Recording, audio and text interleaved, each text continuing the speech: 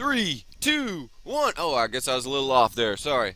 This is section 6.1, properties and attributes of polygons. Here's your objective. Here's your why. Answer number 5 with your summary and your half a page of notes for a full 5 out of 5. We will be discussing polygons, the interior, exterior angles, how to find that. We'll be classifying polygons on sides and angles, and also there'll be your famous secret word. First person to find it, send it to me, gets those 2 points. Let's keep moving.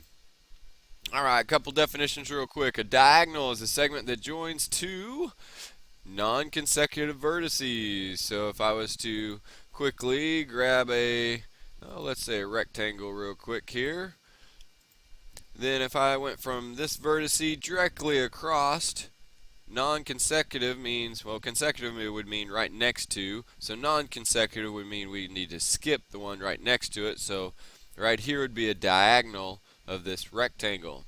Alright, the vertex is the common endpoint of two sides. So on the rectangle down here we just used, there would be a vertice, there would be a vertice, there would be a vertice, and there would be a vertice. Anywhere where two sides come together to meet would be a vertex or vertice. Okay, well, if we're talking about classifying polygons by number of sides, we can look at this table real quick. Just take a quick snapshot of this and put in your notes. Anyways, the sides, if it has 3 sides, that's what we call a triangle. I could draw you a quick picture of that so you know what one of those looks like. I'm sure you haven't seen one of those before now. Alright, the 4 sides is going to be a quadrilateral. There's a few famous quadrilaterals, maybe like a square or a rectangle, also a rhombus, so on and so forth. Kite would be another one. 5 sides would be a pentagon. There's some building, I can't remember what the name of it is, though, that some military famous building that has something to do with the Pentagon. But alright, number 6, or 6 sides would be a hexagon, 7 a heptagon, 8 would be an octagon. I think there's some famous fighting that happens in an octagon. Number 9, or 9 sides would be a nonagon, 10 would be a decagon, 12 would be a dodecagon, and then if anything was above that, or even 11 sides, we're just going to say 11 gon, or 13 gon, 14 gon. Alright, and speaking of gon, I'm gone to the next page. Alright, here's an example. Tell whether each figure is a polygon. If it is a polygon, name it by this number of sides. So, let's see, polygons. This, any closed shape that has the vertices meeting together at a common endpoint is going to be a polygon. So this star here would be a polygon. So we'd say yes, and then we'd count the number of sides. 1, 2, 3, 4, 5, 6, 7, 8, 9, and 10. So what do we call a 10-sided one? A decagon. Very good. Alright, this would also be a polygon. It's a closed figure, a two-dimensional closed figure. So we got to count the sides on it. So we'd say yes again. And 1, 2, 3, 4, 5, 6, 7. So what do we call a 7-sided figure? A heptagon.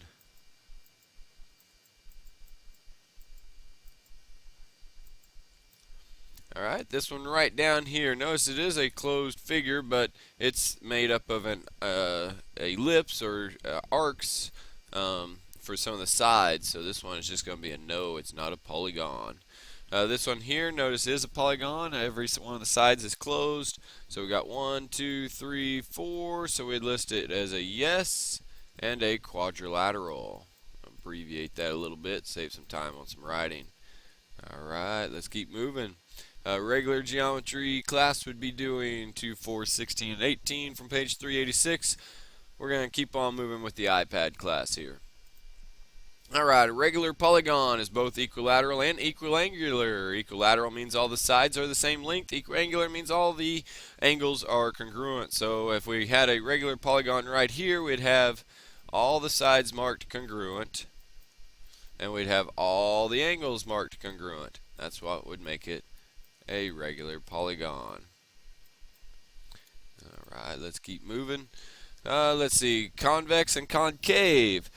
Um, the definitions are written right here, so let's read through those real quick, but I'll tell you a little shortcut to it, or how I look at it.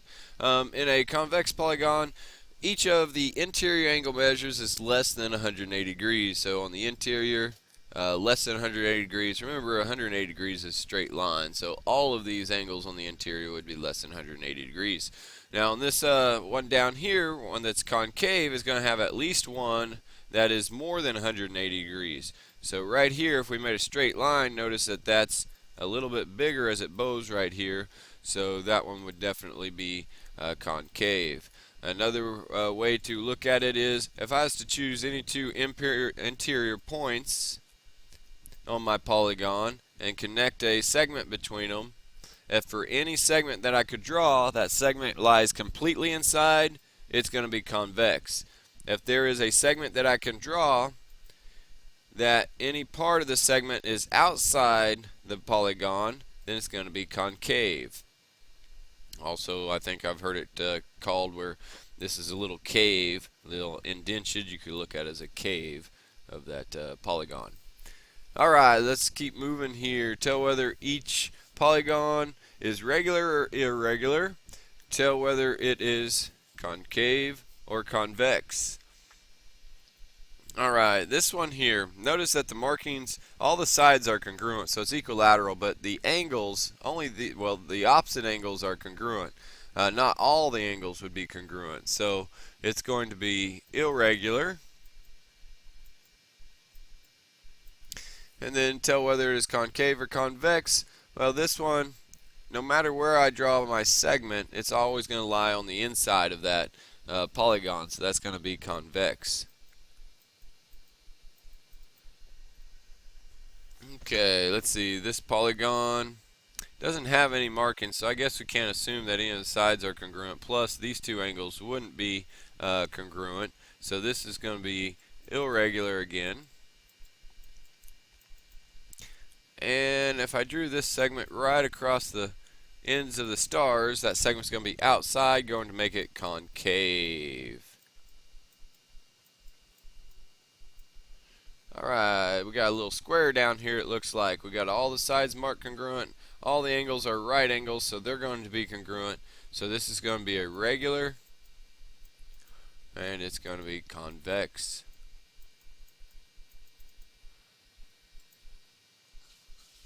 Alright, regular geometry, 6-8-20 from page 386. iPad class, let's keep rolling. By the way, secret word for today, ostrich. Email ostrich. Correct spelling. You got an iPad, use it. Correct spelling for the 2 points. Alright, mini lesson here. It says, how many triangles can the polygon be divided into? So all we're going to do, well, a triangle is only going to have one triangle, so we're going to say it's 180 degrees. So 3 sides, and it's 180 degrees. Let's see, what do we have here? We got a 6-sided figure. And we're going to go from one vertice, and we're going to go to every non-consecutive vertice and divide this up into triangles. So let's see, we'd have 1, 2, 3, 4 triangles. So 4 triangles times 180 would give us the degrees of all those interior angles there, because we created 4 triangles. So let's see, drop that, that's 32, carry the 3, 4, and 7, so there's 720 degrees in this 6-sided figure. Okay, if we did the little rhombus here, there'd only be one of those that I could draw, dividing it into 2 triangles. So, although it has 4 sides, we'd take 2 times the 180, which would give us 360 degrees for degrees in the quadrilateral. Okay, we got a little pentagon here, so let's divide it into triangles. Boom, boom. So we got 1, 2, 3 triangles. So although it has 5 sides, we'd take 3 times 180 to figure out how many degrees it has in it. So drop that, 24, 3 plus that's 540 degrees. Okay, so it looks like all of these, if we subtracted 2 from the side, the number of sides that it has, multiplied that by 180, we would get the angle measure. So I think on this next page here, yes, what we've got is a table to kind of put our results in here. So four-sided, the quadrilateral, it could be divided into 2 triangles, which gave us 360 degrees. 5 sides could be what? 3 triangles, and the 3 triangles was 540 degrees. So let's see, the 6, if we subtracted 2, it would be broken apart into 4 triangles, and the 4 triangles was 720 degrees. So let's see, for the 7, we'd have to subtract 2 from it, which would create 5 triangles. Then we'd have to multiply 5 times 180 to get how many degrees. 20-sided, we'd have to subtract 2 from it to get us 18, and then we would multiply the 18 times 180 degrees to get the interior angles degrees. Alright, so your formula, this will be very important here. We'll take n minus 2, number of sides, minus 2, times 180 degrees to get our number of degrees in the angle. And here it is again written for you. They call it theorem 8.1 where I found it. It's just saying that we subtract 2 from the number of sides, multiply it by 180, and that gives us the sum of the interior angles. Alright, find the sum of the interior angles of an octagon. So an octagon has 8 sides. We want to minus 2 from that to get 6. Multiply that times 180. Bada boom, bada bang. And let's see, we're almost done. Looks to be, if I did the multiplication correct, 1080 degrees. If this were a regular octagon, what would be the measures of each interior angle? Well, we'd have to divide that between the 8 angles that would be on the interior of an octagon. So we just want to take 8 and divide it into 1080. And let's see, it would fit in there once. Minus the 8 would be a 28, which would fit in there 3 times, which would be 24. Which would leave a 4 and the 0, which would be a 5. So each one of the degrees, or the measure of the angles on the inside, would be 135 degrees. Alright, the sum of the measures of an interior angle of a polygon are 900 degrees. How many sides does a polygon have? Well, we could do this by a guess and check, or we could set up an equation for it. So I'm going to take n minus 2 times 180. We know the outcome of that is equal to 900. I could distribute the 180 in, but I think it's going to be easier if I just divide by it. So let's see, the zeros will cancel out. I'll take a 9 out of this to bring it down to a 2. 9 out of that's a 10. So it looks like that will cancel all the way down to a 5.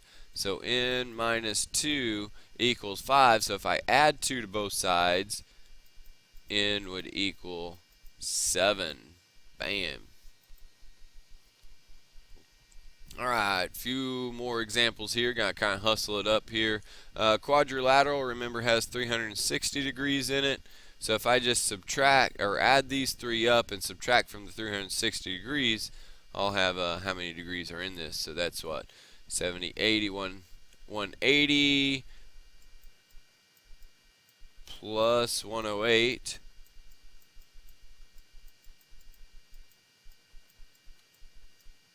would be 288. Subtract that from 360.